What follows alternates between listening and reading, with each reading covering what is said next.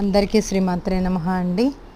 అమ్మలగన్న అమ్మ ఆ జగదాంబిక తల్లికి శుక్రవారం అంటే మనకి చాలా ఇష్టం కాబట్టి ఆ దుర్గాదేవిని ఆరాధించిన వాళ్ళందరికీ కూడా నేను ఒక విషయం చెప్పాలనుకుంటున్నాను. అంటే మనం ఆ తల్లికి ఏదో ఒకటి చేయాలి అంటే మనం ఆమెలో లగ్నమై ఉండాలి. శుక్రవారం రాగానే మనకు ఒక పండగ వాతావరణం ఉండాలి కాబట్టి ఏది చేసినా కూడా ఆమె పాదాలకు చెందేలా చేయాలి. కాబట్టి గత కొన్ని రోజులుగా నాకు ఆరోగ్యం బాగోట్లేదు.